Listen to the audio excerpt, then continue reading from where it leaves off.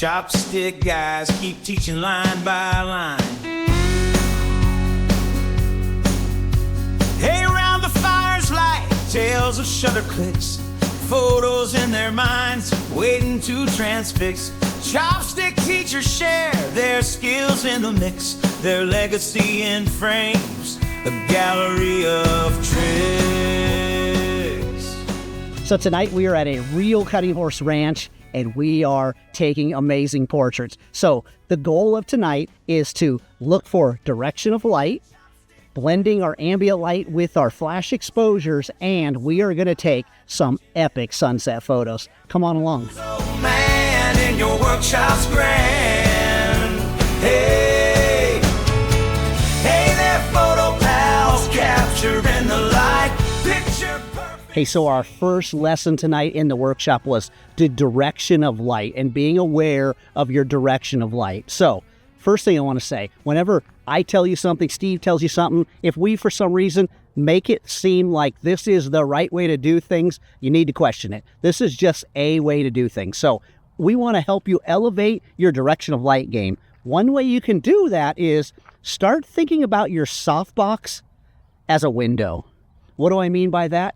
Think about if you could shoot indoors, what is like every photographer's dream, and that is a big window with beautiful natural light pouring through.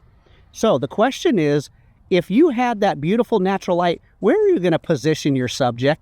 You're probably going to position them just a little bit behind the light to where that beautiful light just comes across beautifully across their face.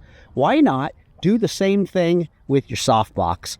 Rather than taking the traditional approach of 45 degrees away from the subject, 45 degrees high at a 45 degrees angle down, you're going to get beautiful Rembrandt light. How about treat it like a softbox? And that is, pretend between you and your subject there is a perpendicular wall or a parallel wall, I guess. And somewhere along that way, where would you want to build a window to make perfect light coming on your subject? That's where you put your softbox, and you treat your softbox like beautiful natural light. And guess what I think you're going to find? You're not going to put your subject in the middle of the softbox. You're going to let the edge of that softbox be in front of your subject, and that light is just beautifully going to fall off and wrap around your subject. So next time you go out, I want you to try treating your softbox like a window. Snap that shutter right, framing up the view, capture moments fine with that photo crew. Chopstick guys in stride, their art always true. Hey, down the city street. So the next thing we're working on in the workshop is blending natural ambient light with artificial light with our flash. And there's two ways you can do that, and they're both really the same way. You can either expose for your background to how you see it, right? So you can do what you would call a proper exposure, or you could do the way I love to do it is I like to make sure that my background is about 2 stops darker than what the ambient light setting should be. Then once I get that and it looks good on the back of my camera, I bring the subject in. If I were to take that shot, they probably would be a silhouette. So I'm going to turn on my flash, and then I'm just going to turn the power up and down until I get the exposure on my subject that is what I'm looking for. So whether it's going to be, you know, brighter than that background, or you want it to be the same, but it's pretty simple. Expose for the background, bring your light on, turn that light on, and just start turning the power up and down until you get the exposure you want. Through their trusty lenses, life's worth every while.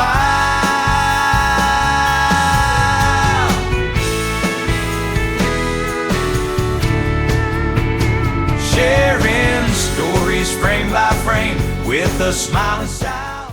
Well, this has been the third night of our 4 nights in April series that we've been doing. It has been so fun to get out and take photos. So each Thursday night in the month of April, we have had a workshop. We have 1 more to go next week, and it is going to be spectacular. One of the things we're finding really quickly is that the more you get out and shoot, it's real simple, the better you're going to get. So the tip, I was going to talk to you a minute here about, you know, exposing for the sunset, but I think more importantly, you just need to get off the chair, get outside, and start taking pictures.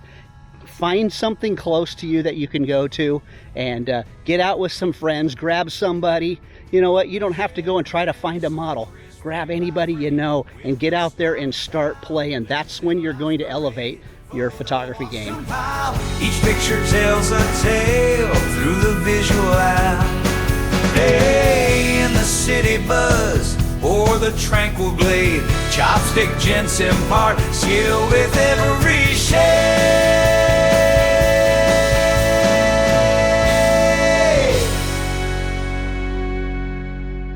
All right, I got one last tip for you. This is the bonus tip. This is the mantra of the chopstick, guys. Don't be lazy.